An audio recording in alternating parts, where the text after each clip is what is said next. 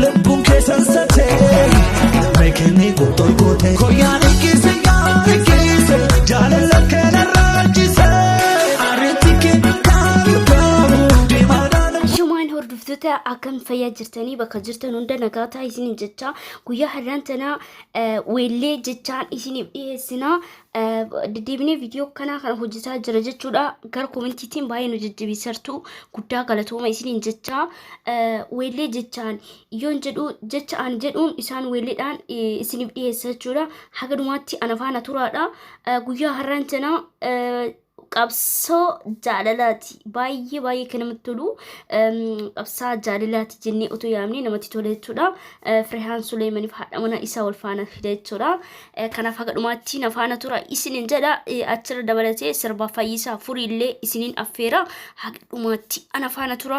Viidiyoon kun yoo isinitti tole laayik sheer gochuu koomentii gochuu hin dagatinaa. Yaada qabdan sirba barbaadan gara koomentii irratti naaf erguu dandeessanii ani immoo kukkutee isin biraan gaha. Galatooma isiniin ja'a. Eessa siin dabarte jaalallimee? Bartee baraana. Qashtii xiyyaa'ee barana baasa baaftee kamina raajaniiti si. Jaalalti kee na fudhattee tarte galaanas jetteen ati isheenoo maal siin jettime? Galaafate maalumaatu si galaafate. Jaalalaatu na galaafate. Maalumaatu si galaafate. Jaalalaatu na galaafate.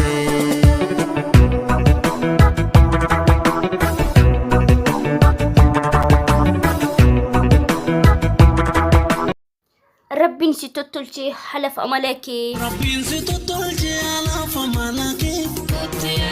Kottu kaa. Jaalala nakabii yoo na kabdeen kufu. Rabbiin si